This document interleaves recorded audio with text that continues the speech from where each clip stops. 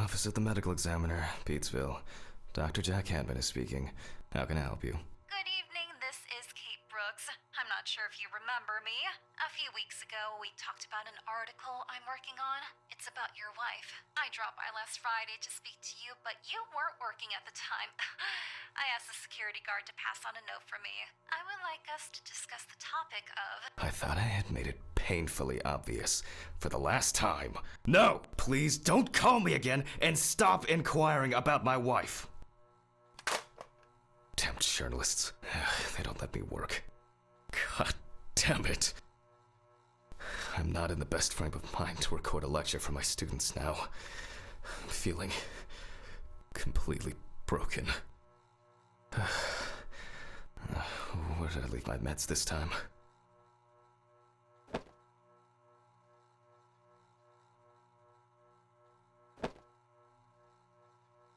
They definitely pay me too little for this. Stephen didn't clean up after himself again. He won't be needed for the next few months. He won't be needed for the next few months. Wednesday. It's not my favorite day, although it's certainly better than Monday.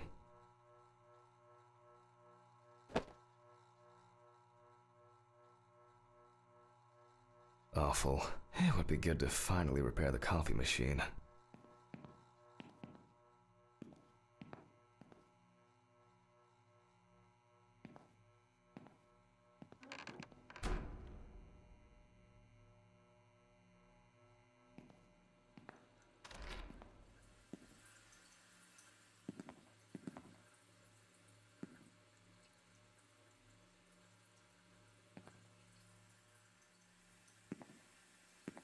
Okay, time to pull myself together. And get back to work. I need to set up the camera first.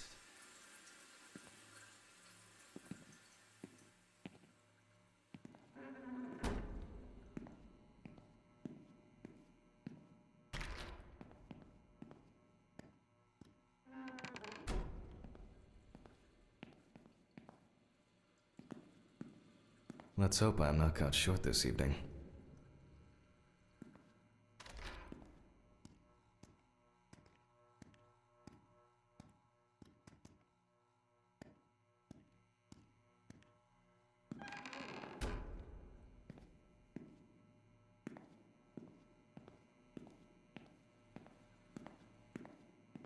But the word is, the lab will be open tomorrow.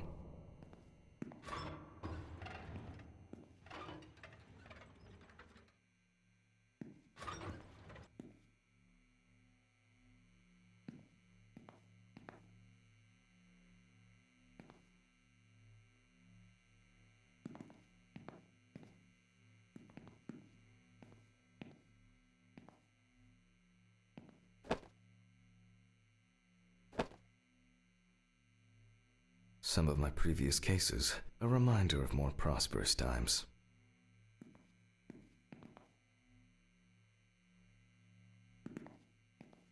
I wasn't sure it would amount to anything, but the World Wide Web has been a blessing for speeding up my work.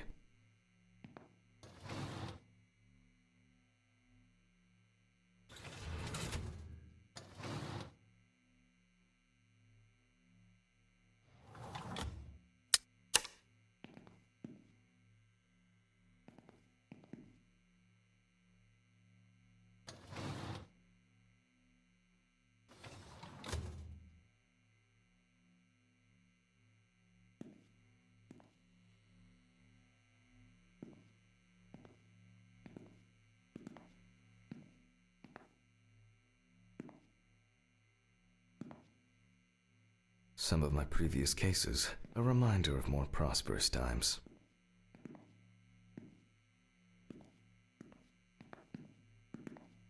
It's been a while since the eye wash in this thing was changed.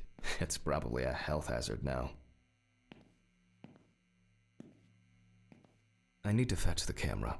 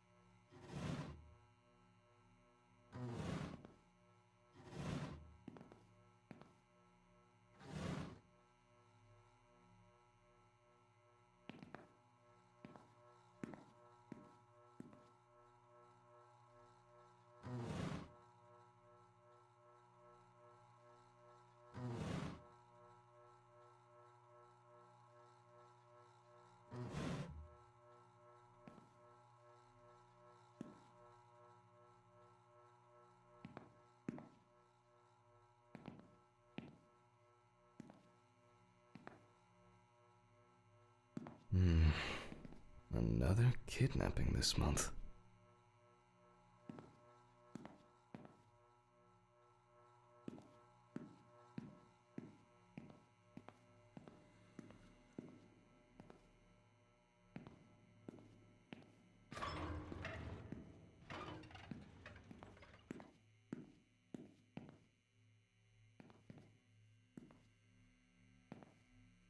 A considerable collection.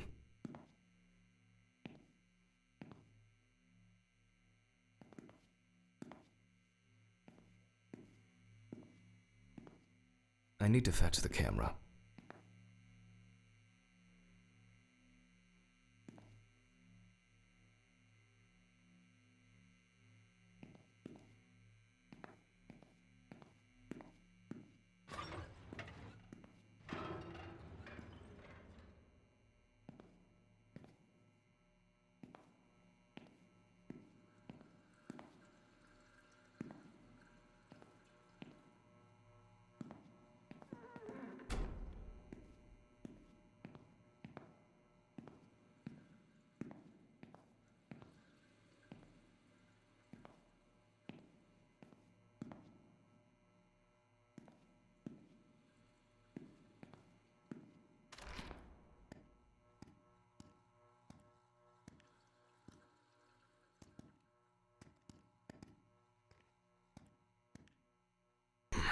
Now remember, Jack, don't forget to hit the record button this time.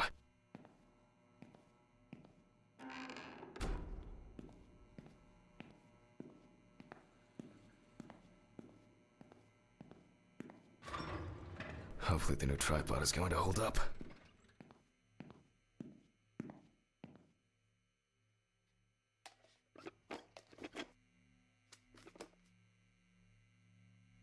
Now, I just have to get everything in frame. This should be fine. November 20th, 1991. Time, 8:43 p.m. Recording for medical students from the University of Missouri. This autopsy is conducted by Jack Hanman. Hello, everyone. Welcome to the... Let's start.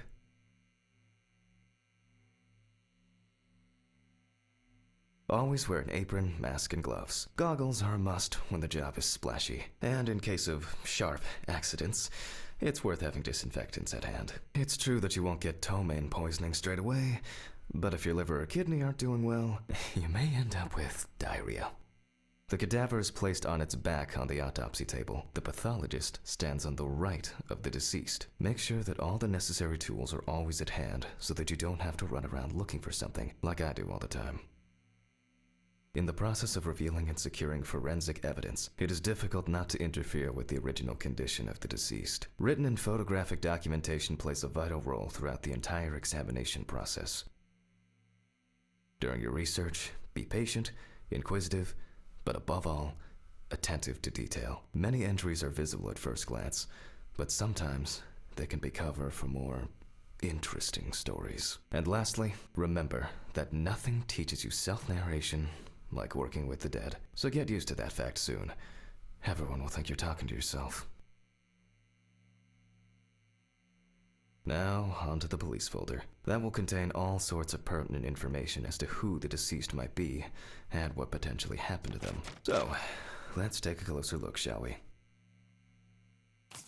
The deceased was found on the outskirts of a parking lot at a gas station, where he often begged and persistently offered drivers to wash their car windows. The body was noticed by a station employee during the morning shift. Initially, he thought that someone had thrown some boots and a coat in a nearby ditch. It took him a moment to recognize the pile of clothes as the body of a man. The deceased's name is Tobias Chambers, locally known as Old Toby. Homeless and unemployed for at least a couple of years. He worked most of his life at the local port dealing with unloaded cargo. He was fired for being drunk and starting fights. His son runs a hardware store on his own. His wife left him years ago. They both had no contact with the deceased. Signs of libation were found around the body. Empty bottles, traces of an inept attempt to start a fire, and a scattered makeshift blanket. That's it. It's worth remembering the context around the scene of a death. This allows you to better interpret any traces found on the body. I shouldn't start the procedure without gloves. Now it's our turn to take some pictures for our files. If I can just remember where I left the camera. It's in here somewhere. Aha! There you are. I knew it was here somewhere. As I mentioned at the beginning, before we begin the internal examination, we need to document the cadaver and the condition it arrived in. We begin with a full body photo. Try and stick to the top-down rule, but this is not always possible. Let's keep in mind it's all about the legibility, not the perfect frame.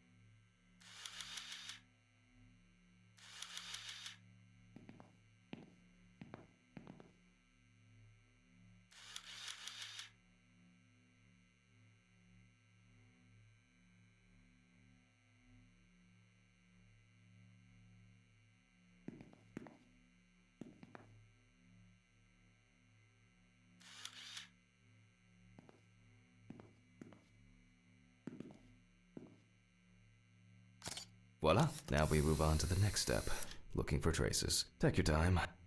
Look at the corpse from different sides, from different angles, up close, and from a distance. You're looking for anything out of the ordinary.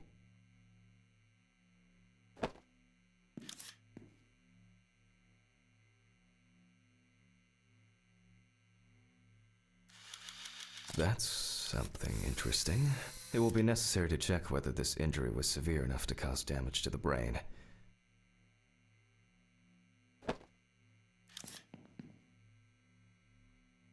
Hardened hands, worn out by physical work, and frostbite?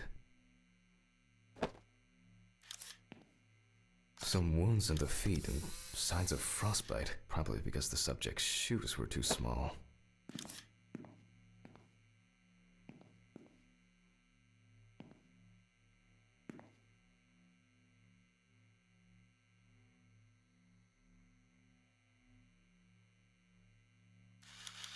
A poorly healed wound. Looks old. I'll take a closer look later. In a moment, we will check which of our initial observations will be worthy of further consideration. But before we get to that, I need to write down some basic data.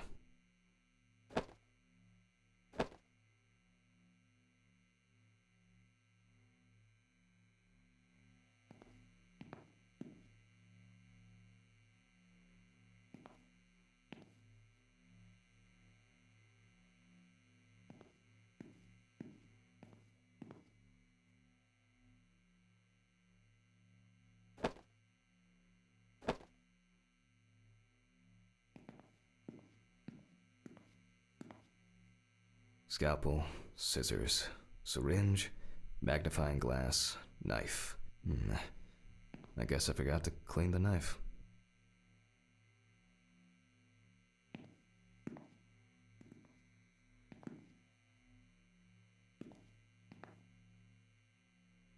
Let's start.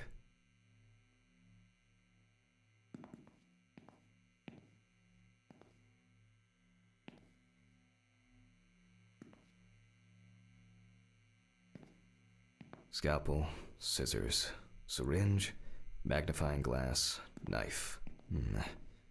I guess I forgot to clean the knife.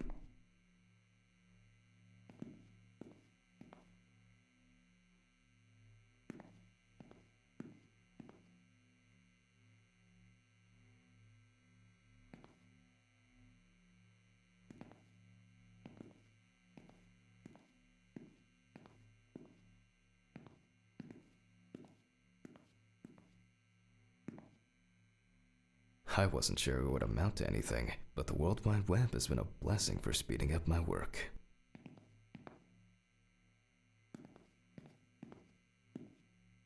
A considerable collection.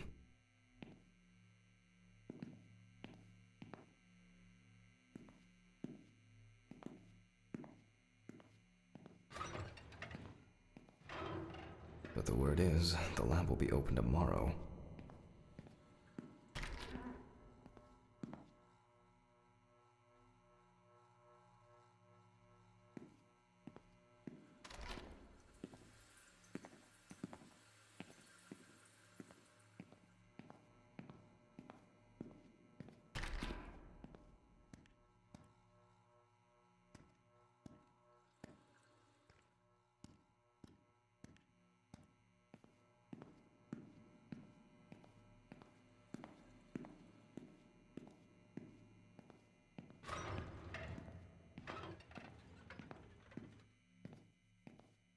Personal information. The deceased was unclothed. Date.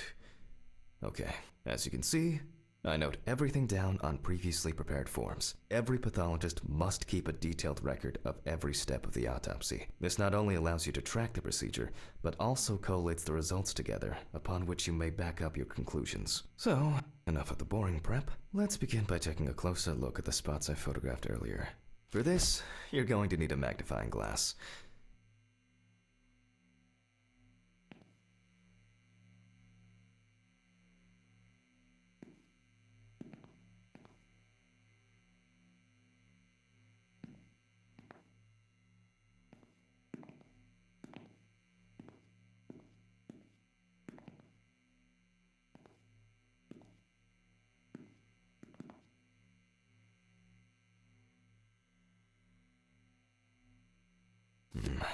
Which spot first? It looks like a burn mark. No doubt painful, but it's not pertinent for this case.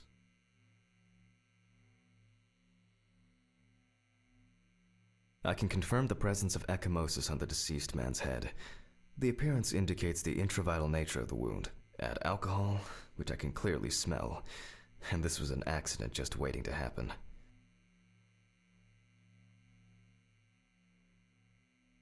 Here we can see frostbite on the fingertips. We can tell by the characteristic skin color.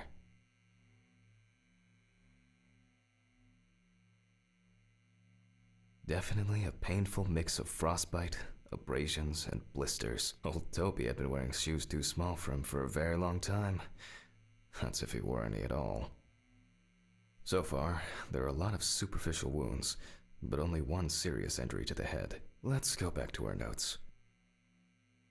First, I mark the location of the injuries and make notes for each one. So, we're not in frost season yet, but if Toby's body was cold for the head wound, definitely, even though this type of wound didn't contribute to the deceased's death, we're still required to record it. As you can see, we don't have much to go on. Let's write down what preliminary causes of death we can think of.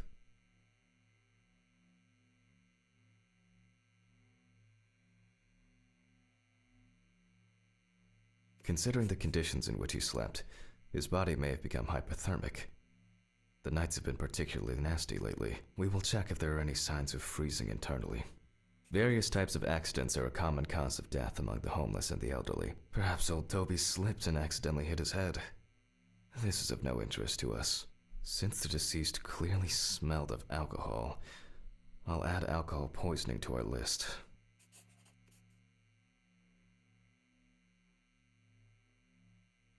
We still have one thing left from the basics: rigor mortis.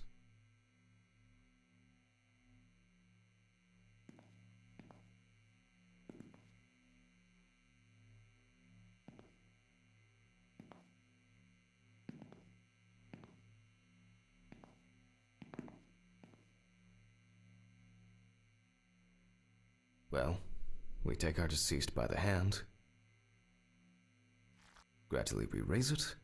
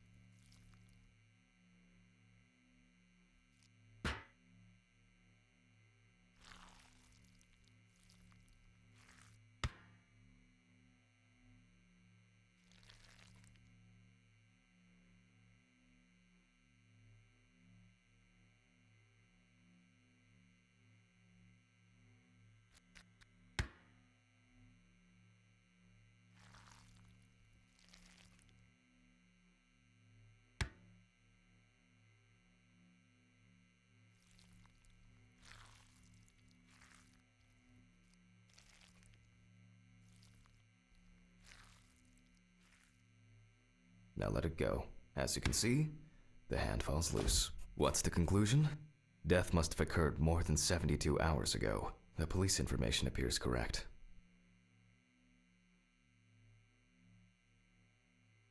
Head trauma seems the most promising, so we'll start there. For this, I need an oscillating saw.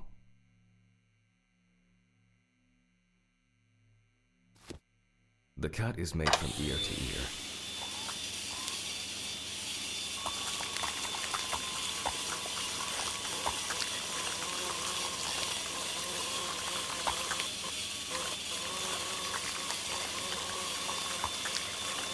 After which, we remove the skin and the top of the skull.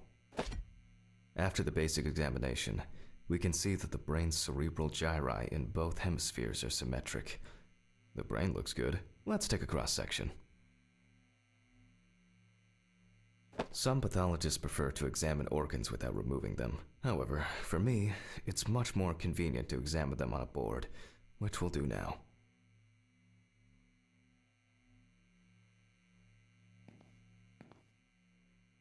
No. Everything is pills. I need my pills. Pills. I need my pills.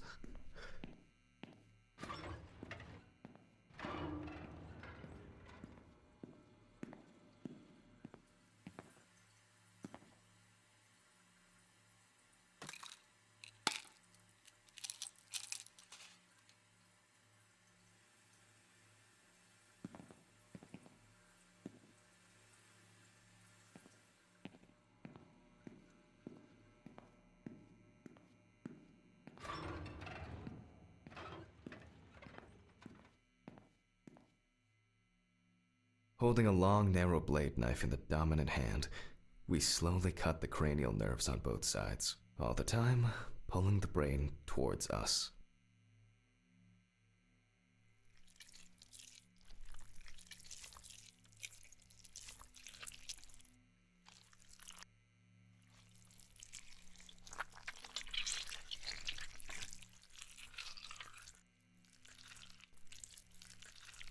So far, so good. The hematoma seems to have had no effect on the brain.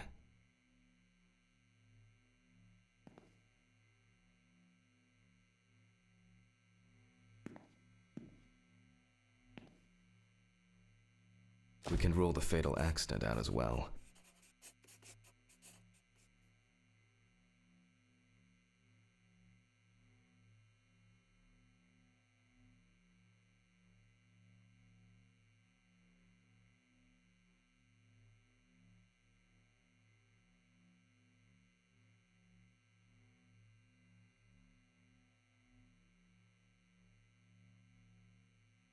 Brain is in good condition, so we have no choice but to proceed to the internal examination of the other organs. I grab a scalpel from my kit.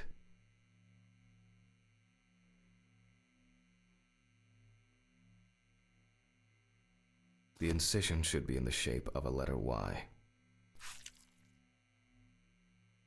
We use a deep cut to reach all the way to the ribs and to penetrate the abdominal wall.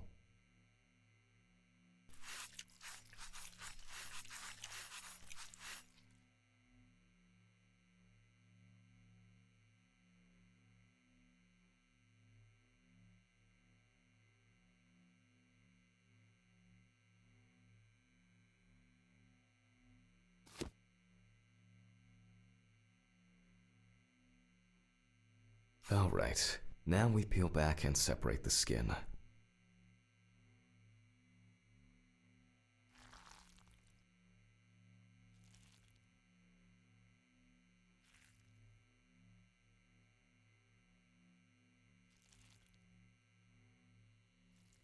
Now, we need to remove the ribs. We'll need the loppers for this.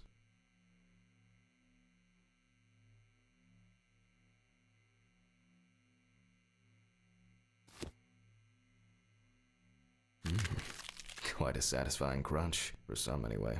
After removing the cartilage tissue, we instantly notice two things. Firstly, There is no congestion of the internal organs. This means that although the deceased was hypothermic, it didn't kill him. Secondly, the deceased smoked like a chimney. So, we should take a closer look at those lungs. We can see widespread black and tarry deposits caused by smoking cigarettes. Despite the tragic condition of the lungs, they are not the cause of death. Alice smoked too.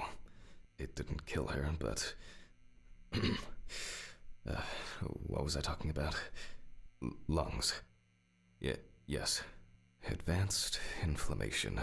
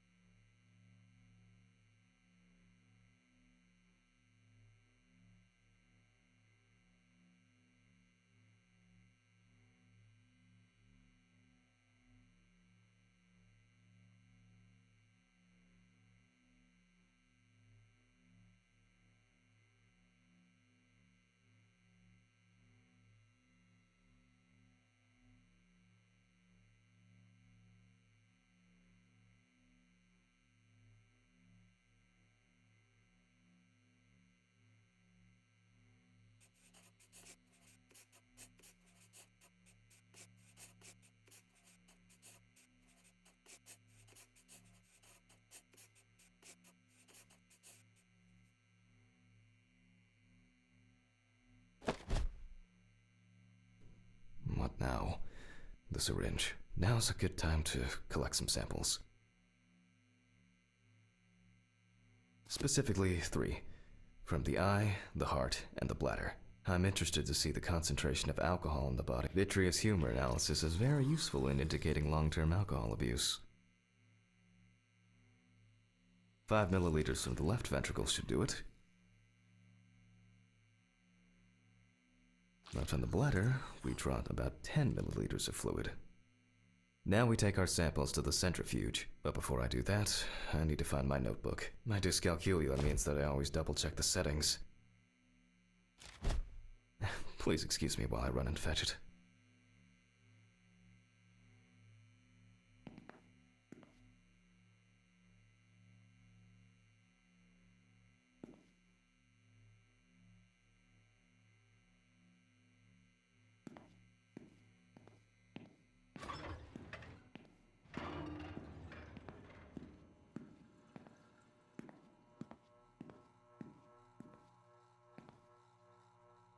This whole thing is covered in stains. I should check this out under the microscope sometime. Let's get back to the examination. We put all of the samples into the rotor.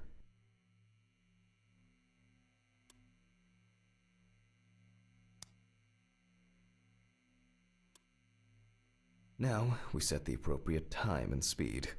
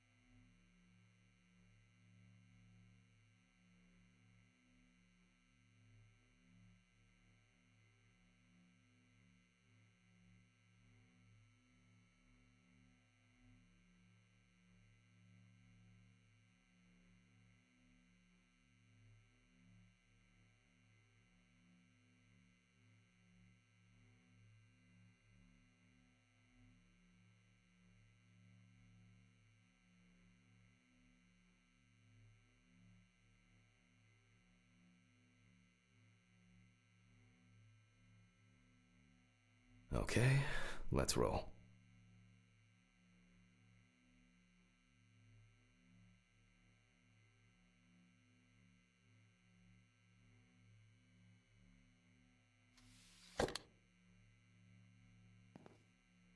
A considerable collection.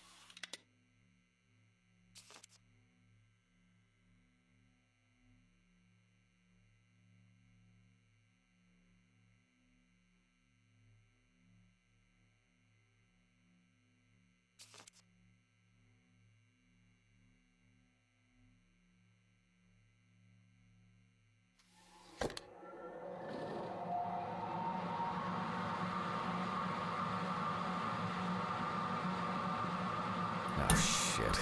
The fuses again.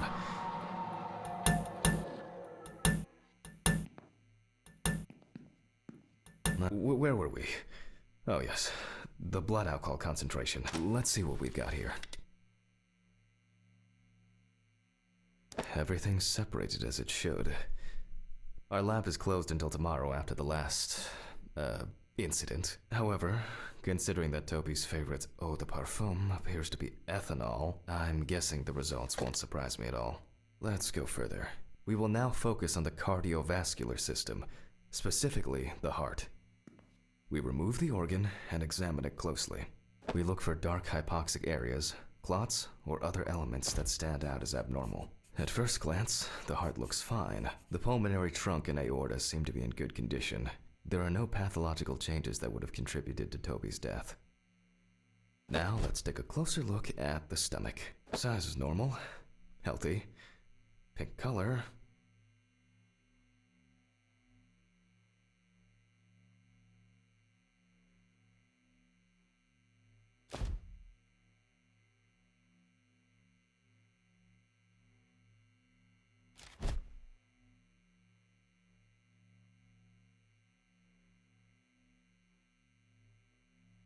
And as expected, the stomach has no major external damage. We must now cut it open and inspect inside. We will do it carefully so that its contents do not spill out.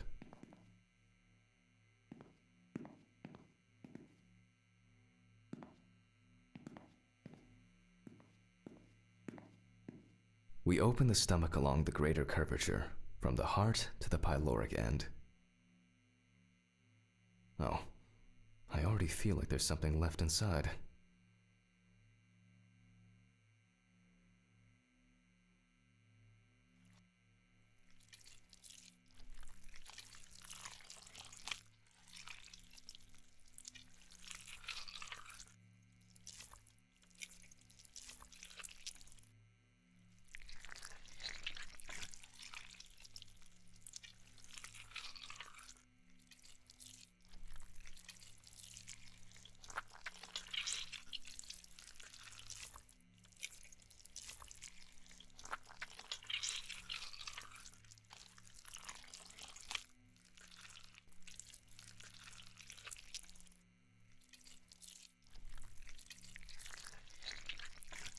Okay, large amount of gas, small amounts of yellow, grayish food content, resembling some kind of meat.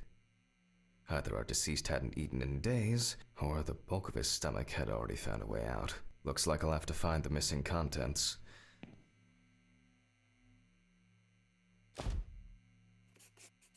There are two ways here. One is obvious, and the other is... It couldn't have been suffocation. Could it?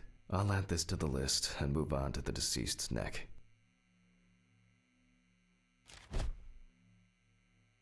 At first glance, the trachea looks normal.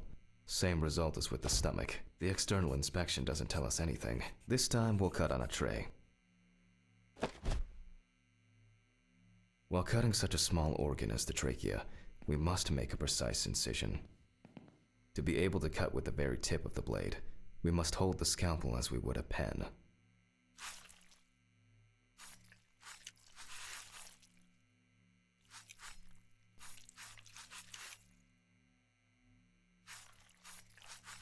And after careful examination and deduction, we've got it, a clogged trachea. It's time to summarize the whole thing.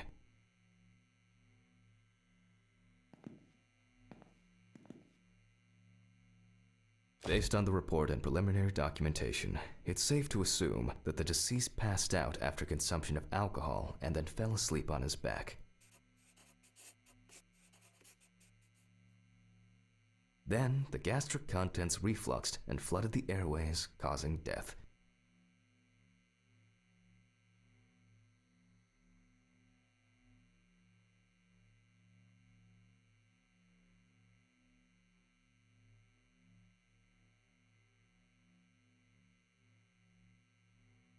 That's why we don't forget about the recovery position at dorm parties.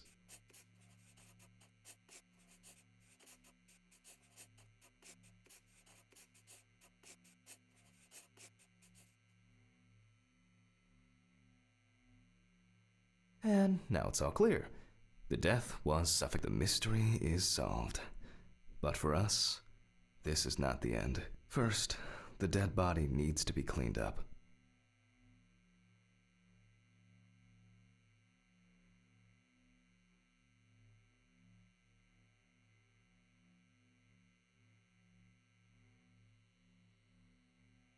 For this, we will need to close the body and grab the needle. First, we unroll the skin flaps. And then, we sew the deceased back up. I'm using the baseball stitch technique. This stitching method is very strong and quick to do.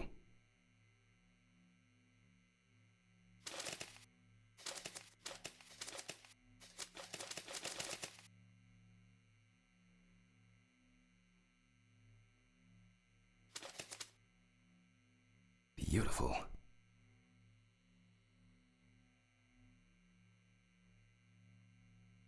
Now we say goodbye to the deceased and put them safely in the fridge, ready for the next stage of their journey.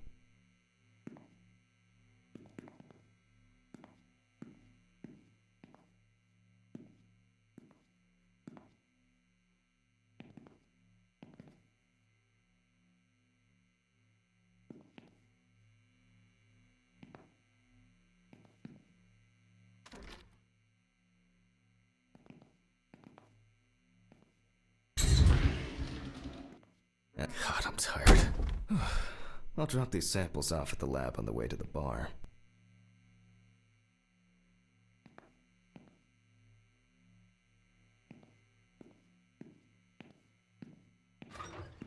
I'll call Steven. I don't feel like drinking alone today.